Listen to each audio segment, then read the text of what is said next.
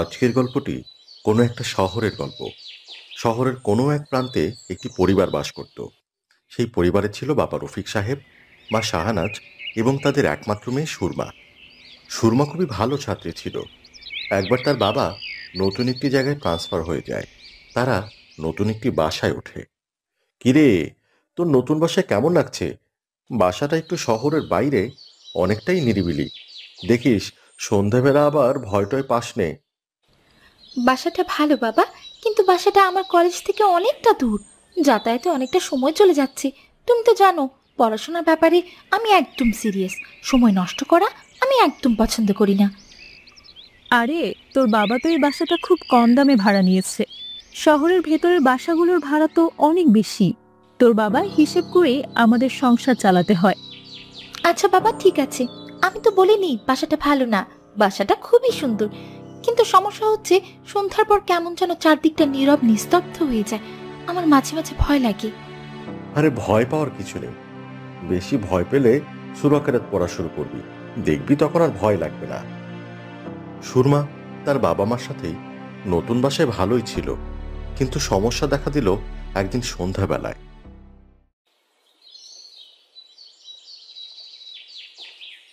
তার বাবা মা কোনো একটি বিয়ের দাওয়াতে গিয়েছিল। সুরমা বাসায় একা ছিল। সে তার পড়ার টেবিলে পড়তে বসেছে। এমন সময় বারান্দায় আওয়াজ শোনা যাচ্ছিল। কে যেন ফিস ফিস করে কিছু একটা বলার চেষ্টা করছিল। তোরা সবাই মরবি, এইখান থেকে ভাগ। এখন কেন এসেছিস পড়তে? এইখানে তো কেউই বেঁচে থাকে না। পরিস্থিতি কিন্তু ভালো নয়। এইখান থেকে যত তাড়াতাড়ি সম্ভব চলে যা। কে কে আপনি? কে কথা বলছেন? সামনে আসুন, দয়া করে সামনে আসুন। আমার প্রচন্ড ভয় লাগছে। কেন ভয় পাচ্ছিস বোকা মেয়ে? তোকে তো বললাম এইখান থেকে চলে যেতে। তুই তোর বাবা মাকে বল এই বাড়িটা যেন ছেড়ে দেয়। বাড়িটা একদম ভালো না, এইখানে থাকলেই বিপদ। আগেও যারা এসেছিল তারাও বিপদে পড়েছিল। আমি চাই না তোদের কোনো বিপদ হোক। এরপর প্রচন্ড ভয়ে সুরমা জ্ঞান হারালো।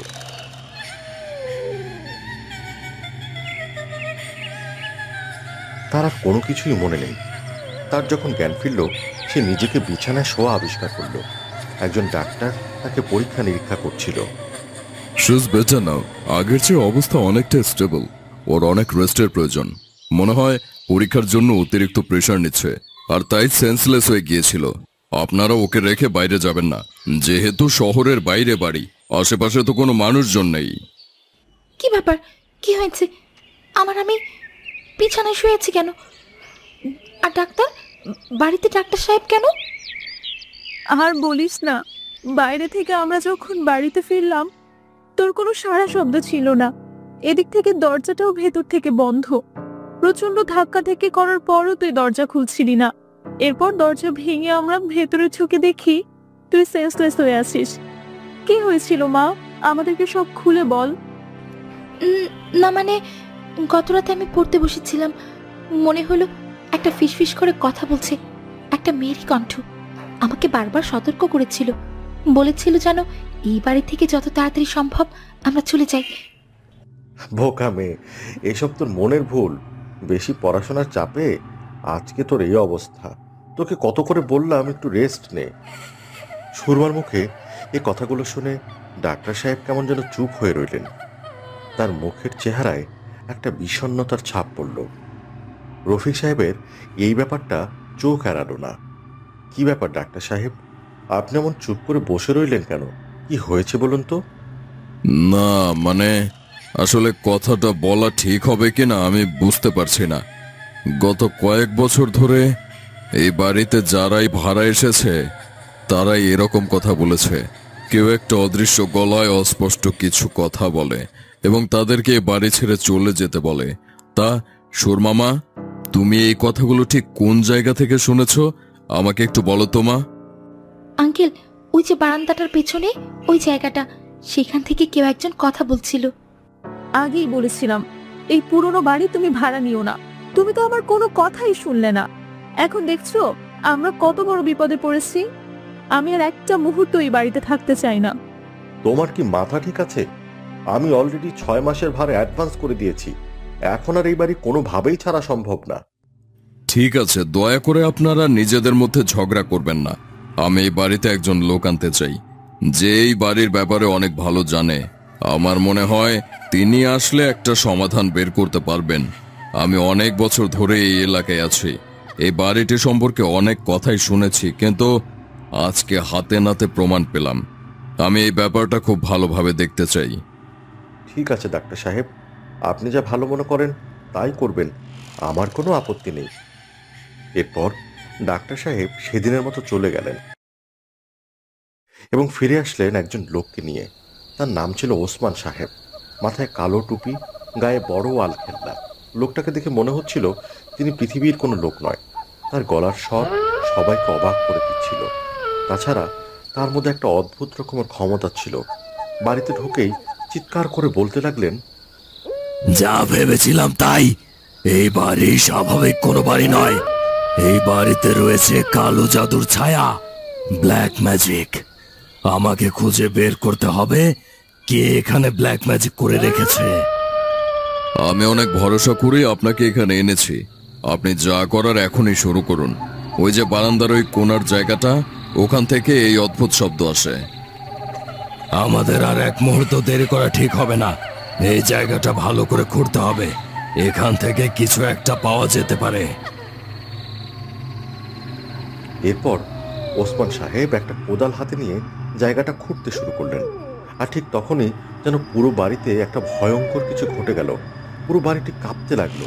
কেউ একজন চিৎকার করে বলতে লাগলো, চলে যা, এখন এইখান থেকে চলে যা, তা না হলে কিন্তু সর্বনাশ হয়ে যাবে। খুলবি না এই জায়গাটা। তোরা বারবার কেন এই জায়গাটা খোঁড়ার চেষ্টা করছিস? আমাকে একটু শান্তিতে থাকতে দে। বেঁচে থাকতে তো তোরা আমাকে এক মুহূর্ত শান্তি দিসনি। এখন আমি পৃথিবী ছেড়ে চলে গেছি, তারপরেও তোরা আমাকে বিরক্ত করছিস কেন? এরপর ওসমান সাহেব খুব দ্রুত সে জায়গাটা খুঁড়তে শুরু করলেন। আর ভেতর থেকে যা পাওয়া গেল তা দেখে তো সবার চক্ষু চড়াক গাছ।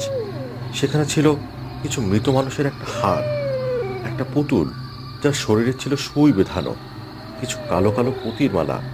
অর্থাৎ এই কথাটি স্পষ্ট, কাউকে এখানে মেরে ব্ল্যাক ম্যাজিক করা হয়েছে। আপনারা সবাই শান্ত হয়ে একটু বসুন। এই জায়গাটা আমি এখন চিরতরে বন্ধ করে দেব। আমার মনে হয় এখানে কাউকে হত্যা করা হয়েছে। ব্যাপারটা পুলিশকে জানানো দরকার। আমি পুলিশকে খবর দিচ্ছি, তারা এসে তদন্ত করে বের করুক এখানে কি হয়েছিল। আর সেই পর্যন্ত এই জায়গাটা বন্ধ থাকবে।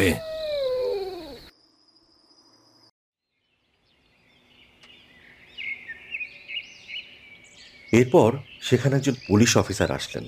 তিনি সেখান থেকে প্রয়োজনীয় স্যাম্পল জোগাড় করে থানায় চলে গেলেন। তদন্ত খুব দ্রুতই শেষ হবে এমনটি ভাবা হচ্ছিল। ওসমান সাহেব জায়গাটিকে ভালো করে সিল করে দিলেন, যাতে সেখান থেকে আর কখনোই কোনো আওয়াজ না আসে। মন্ত্রপুত পানি দিয়ে জায়গাটি বন্ধ করে দেয়া হলো। কিন্তু ঘটনাটা এখানেই শেষ না, ঘটনা ছিল সবেমাত্র শুরু। সবাই যখন স্বস্তির নিঃশ্বাস ফেলে সেখান থেকে চলে গেল, ঠিক সেদিন রাত থেকেই শুরু হলো তাণ্ডব। বারান্দার সেই জায়গা থেকে অদ্ভুত আওয়াজ আসতে শুরু হলো। আমাকে বন্ধ করে রেখেছিস? তোদের এত বড় সাহস! আমাকে বন্ধ করে রাখতে পারবি না। ছেড়ে দে আমাকে, এক্ষুনি ছেড়ে দে। তোরা আমাকে এখানে বন্ধ করে রাখিস না, আমার দম বন্ধ হয়ে আসছে। ওগো শুনছো? চলো আমরা এই জায়গা থেকে এখনই পালিয়ে যাই। পালাতে চাইছিস? কখনোই পালাতে পারবি না। আমাকে মুক্ত না করে তোরা এখান থেকে কখনোই পালাতে পারবি না। তাড়াতাড়ি আমাকে এখান থেকে বের করার ব্যবস্থা কর, তা না হলে আমি তোদের মেয়েকে কিন্তু মেরে ফেলবো। সরে যাও, সরে যাও, তুমি সরে যাও বলছি। দয়া করে আমার মেয়ের কোনো ক্ষতি করো না। আমার একটি মাত্র মেয়ে, তুমি যা চাও আমি তোমাকে তাই দেব। সুরমা তখন আর এক মুহূর্ত দেরি না করে তাড়াতাড়ি ওসমান সাহেবকে খবর দিলেন। ওসমান সাহেবও খুব তাড়াতাড়ি ঘটনাস্থলে পৌঁছে গেলেন। আপনারা ভয় পাবেন না, যা করার আমি করছি। পুলিশ তদন্ত করে বের করেছেন আসলে এটি কার কবর। আগামীকাল সকালেই আমরা রিপোর্ট পেয়ে যাব, আর সেই অনুযায়ী ব্যবস্থা নেওয়া হবে। এরপর ওসমান সাহেব বিড়বিড় করে কি একটা মন্ত্র পড়তে থাকলেন, আর সাথে সাথে সেই আত্মাটিও ঠান্ডা হয়ে গেল।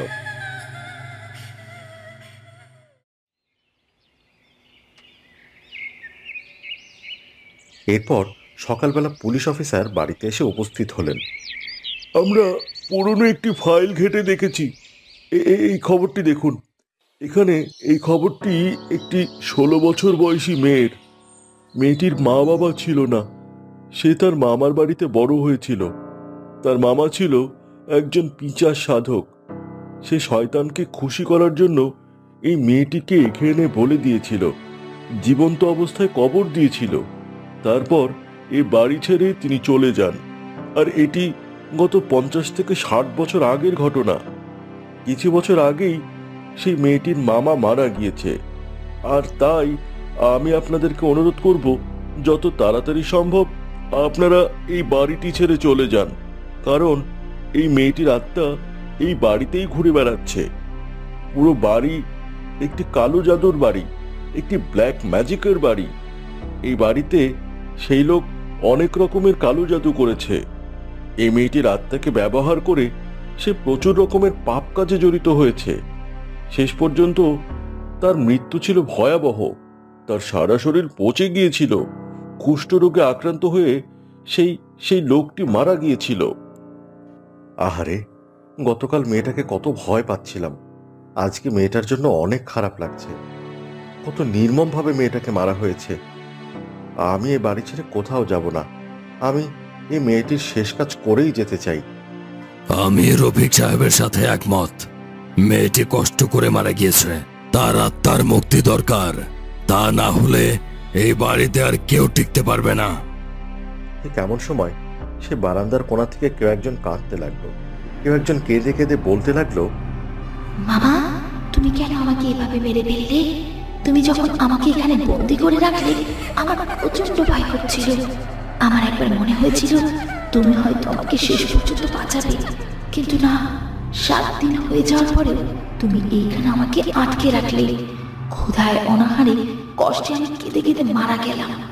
আমার আত্মা এই বাড়িতেই ঘুরে বেড়াচ্ছে। আমার আত্মার এত বছরে কোনো মুক্তি হলো না। তুমি কোনো চিন্তা করবে না বোন, আমরা তোমার কষ্টটা বুঝতে পেরেছি। আমার বাবা তোমার শেষ কাজের ব্যবস্থা করবে। তোমার আত্মা নিশ্চয়ই মুক্তি পাবে। তুমিও একদিন স্বর্গে চলে যাবে।